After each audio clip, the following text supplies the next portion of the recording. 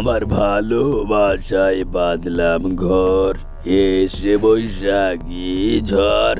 ঘর ভাঙিল, দর ভাঙিল, ভাঙিল সুখের বাসর। রে, তোরা দু একটি কাজ দিলে সঠিকভাবে করতে পারছিস না রে। কি বলছেন মহারাজ?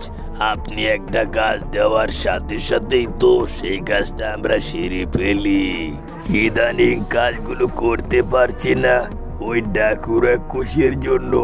ওই ডাকুরা খুশির জন্যই তো সকল কাজ বাধা হয়ে যাচ্ছে।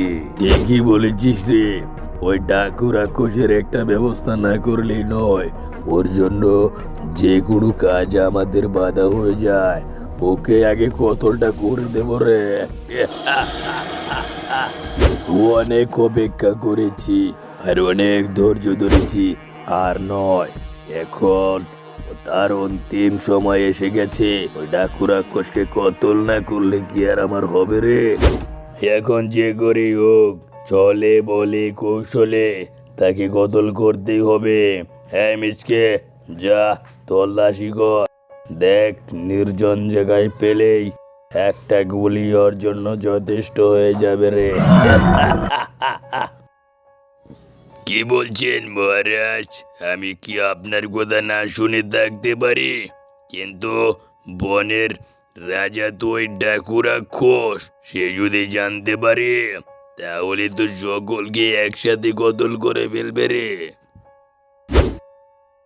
শোন মিচকে, এ কথা যেন পাঁচকান না হয়, তাহলে কিন্তু আমাদের জীবন মরণ নিয়ে টানাটানি হয়ে যাবে, বুঝতে পারলি?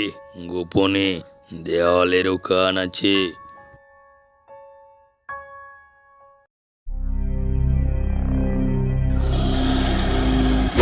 রে চিতা, জঙ্গলের সকলের ট্যাক্স দেয় না নাকি? খাজানা এত কম কেন? আমার তো আরো অধিক স্বর্ণ চাই, তা না হলে বিপদে পড়লে তোদেরকে রক্ষা করব কি করে রে? সকলে আমাদের ট্যাক্স দেয়, কিন্তু ওই ডাকুবাক আমাদের তোয়াক্কা করে চলে না। কোনো ট্যাক্সও দেয় না। যে ট্যাক্স পায় তা ওই ডাকুবাক নিয়ে চলে যায়, বুঝতে পারলেন মহারাজ? ডাকুবাগের এত বড় সাহস! এতদিন এ কথা বলিসনি কেন? তাকে জঙ্গল থেকেই বিতাড়িত করতাম। তোরা বল্টুর ভাই কেলটু, তোর তো শাশুড়ি ইন্নানিল্লাহ হয়ে গেছে রে। এখন এক কাজ কর, তাড়াতাড়ি সৎকারটা করে আয়, বুঝতে পারলে? যে আজ্ঞে সেনাপতি, যেমনটাই আপনি বলবেন। মহারাজ অনেক ভালো।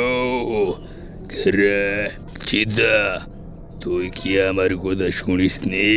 এ কথা ও কথা বলে আমাকে ভোলাতে পারবি ভাবছিস? ডাকুবাগের কথা আমাকে আগে বলিসনি কেন?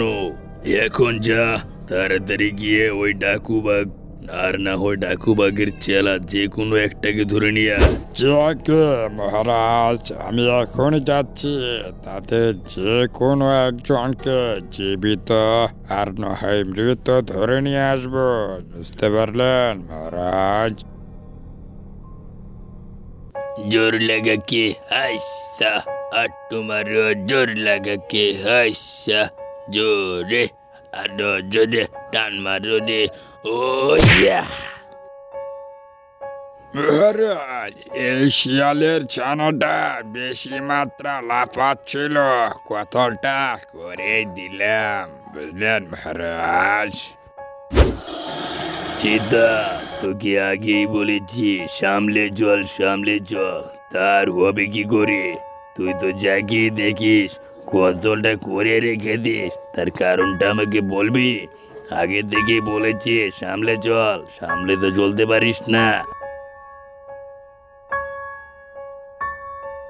মহারাজ, একবার আমাকে হুকুম দিয়ে দেখেন। ওই ডাকুবাককে 49mm পিস্তল দিয়ে একটি গুলি করবো না, মরে একদম আমার পাশে পড়ে থাকবে। ওই ডাকুরা খুশির এত বড় সাহস, সে আমার বিষকে কি কতল করে ফেলেছে। ও বেড়াকে যে করেই হোক আমি তাকে কতল করেই ছাড়বো। ছলে বলে কৌশলে যে কোনো ভাবে তাকে আমি কতল করব।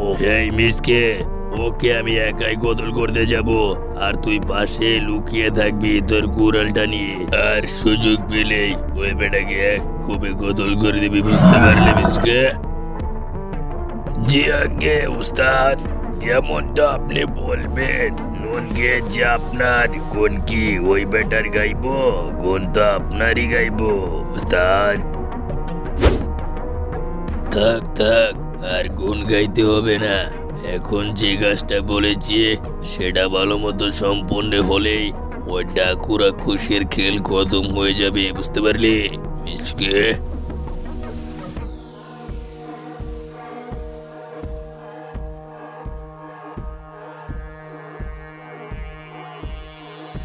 রে, তুই আবার চলে এসেছিস? একবার তো মার খেয়ে লেজ গুটিয়ে পালিয়ে গিয়েছিলি, লজ্জা শরমের মাথা খেয়ে আবার চলে এসেছিস। দেব নাকি গর্দানটা উড়িয়ে?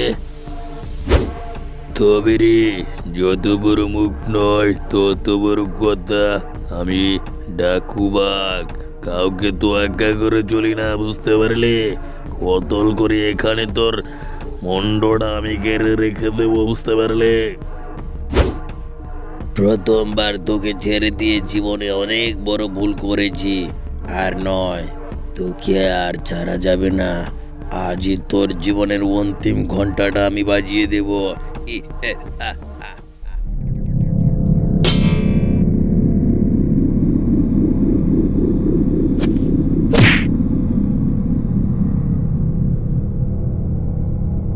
ও ইয়া! আজ তোর জীবনের শেষ ঘন্টাটা আমি বাজিয়ে দিলাম রে। ওরে বাবা রে, মেরে ফেললো রে, পাটা আমার শেষ করে দিল রে।